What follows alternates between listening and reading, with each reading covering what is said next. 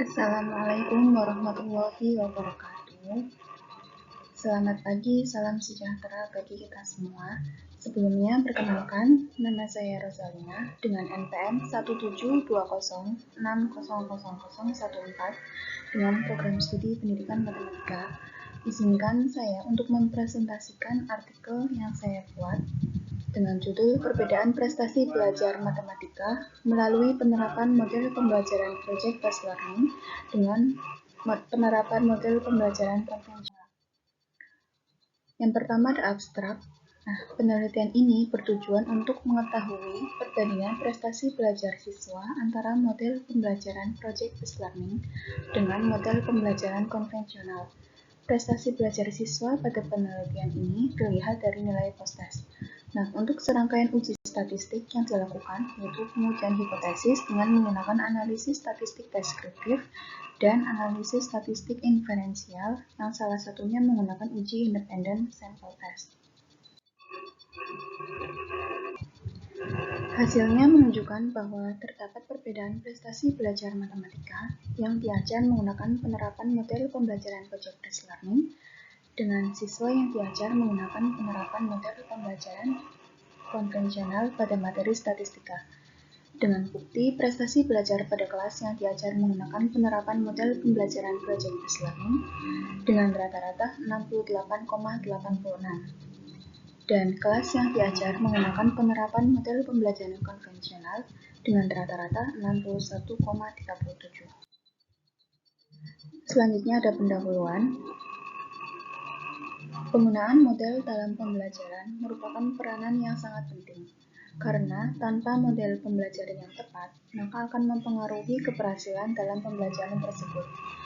Kegiatan pembelajaran yang dilakukan oleh guru akan sangat berhasil jika kegiatan tersebut mengutamakan interaksi dan komunikasi yang baik antara guru dan siswa.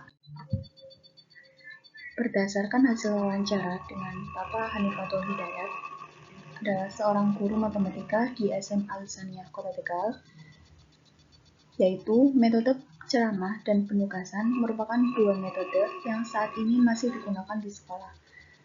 Gaya belajar siswa masih melibatkan penghafalan rumus dan tidak pernah terlibat dalam latihan langsung sehingga sulit bagi siswa untuk menerapkan konsep tersebut dalam kehidupan nyata. Hal ini menyebabkan rendahnya prestasi belajar terhadap mata pelajaran matematika karena pengaruh guru memiliki dampak yang signifikan terhadap pembelajaran. Akibatnya, guru harus menerapkan pembelajaran yang modelnya sedikit berbeda, yaitu model pembelajaran project-based learning. Tujuannya adalah untuk melibatkan secara langsung siswa dalam pembelajaran. Selanjutnya ada metodologi. Untuk tipe penelitian yang digunakan dalam penelitian ini adalah penelitian eksperimen. Dengan desain penelitian yang digunakan adalah post-test only control group design. Dalam penelitian ini, populasinya adalah seluruh siswa kelas 10, di mana sampel yang diambil dalam penelitian ini adalah kelas 10-3 sebagai kelas kontrol, dengan penerapan model pembelajaran konvensional dan kelas 10-4 sebagai kelas eksperimen dengan penerapan model pembelajaran project-based learning. Nah, untuk kedua kelas tersebut diambil dengan memperhatikan nilai rata-rata tes semester siswa dari dua kelas yang relatif sama, yaitu di kelas 10-3 dengan nilai rata-rata 61,14 dan kelas 10-4 dengan nilai rata-rata 61,11. Untuk hasilnya, yang pertama itu ada analisis deskriptif. Di sini terlihat bahwa berdasarkan tabel dari prestasi belajar tersebut, terlihat bahwa pada kelas eksperimen itu terdapat satu siswa yang memiliki kemampuan yang sangat baik dan 6 siswa dengan kemampuan yang baik, sedangkan pada kelas kontrol itu hanya memiliki 2 siswa dengan kemampuan baik. Sedangkan pada kelas eksperimen terdapat 27 siswa yang memiliki kemampuan cukup dan untuk kelas kontrol itu hanya terdapat 17 siswa. Kemudian pada kelas eksperimen terdapat 2 siswa yang kemampuannya kurang dari 40 sampai 60. sedangkan kelas kontrol itu terdapat 16 siswa yang kemampuannya kurang. Nah, dari perhitungan nilai rata-rata prestasi belajar siswa tersebut, kelas eksperimen dan kelas kontrol diperoleh hasil sebagaimana itu disajikan dalam tabel di sampingnya. Itu menunjukkan bahwa nilai rata-rata siswa kelas eksperimen itu lebih tinggi dibandingkan dengan nilai rata-rata pada kelas kontrol. Untuk selisihnya, yaitu nilai rata-rata kedua kelas tersebut, yaitu adalah dengan 7,48.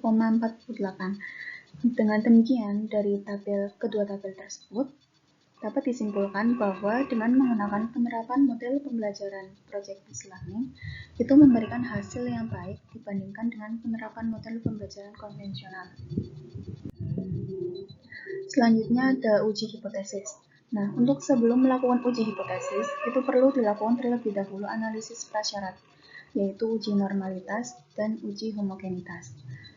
Di sini bisa terlihat bahwa di tabel yang pertama, bahwa L hitung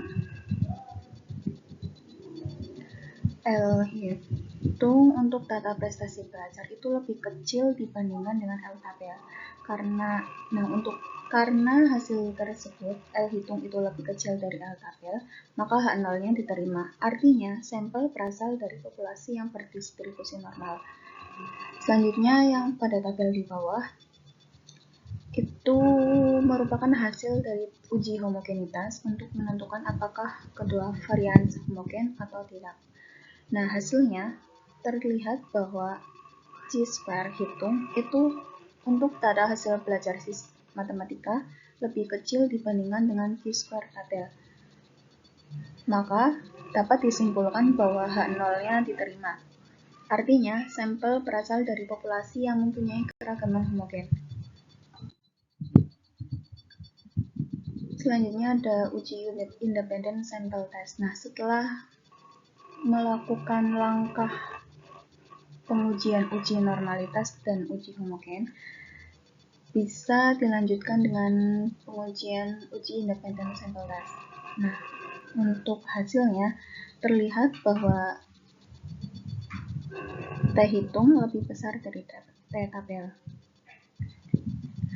Maka dapat disimpulkan bahwa H0 ditolak. Artinya ada perbedaan rata-rata prestasi belajar siswa yang diajar dengan penerapan model pembelajaran project-based learning dengan siswa yang diajar dengan penerapan model pembelajaran konvensional.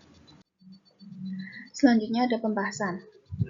Pada hasil analisis data diperoleh bahwa ada perbedaan rata-rata prestasi belajar siswa yang diajar dengan penerapan model pembelajaran project-based learning.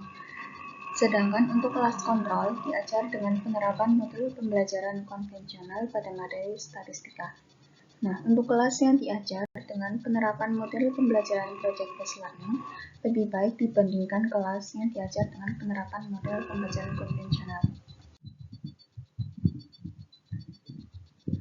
Terlihat pada perbedaan nilai rata-rata prestasi belajar siswa, yaitu untuk kelas yang diajar dengan penerapan model pembelajaran project-based learning, itu memperoleh nilai rata-rata 68,86.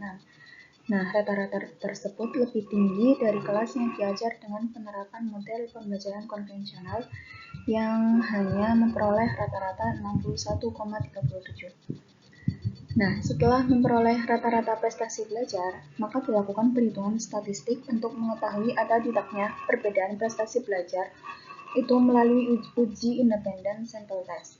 Nah, hasil dari uji tersebut itu menunjukkan bahwa T hitung itu lebih besar dari T tabel. Sehingga dapat disimpulkan ada perbedaan rata-rata prestasi belajar siswa yang diajar dengan penerapan model pembelajaran project-based learning dan model pembelajaran konvensional pada materi statistika. Nah, yang terakhir ada penutup.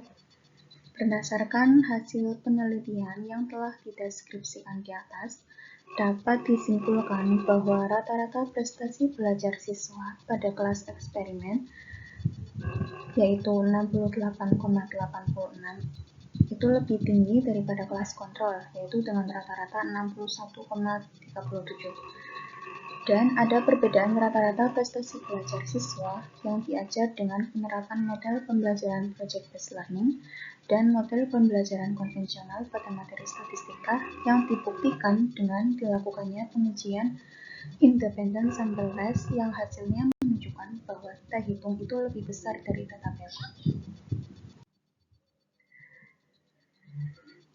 Cukup sekian dari saya, kurang lebihnya mohon maaf. Wassalamualaikum warahmatullahi wabarakatuh.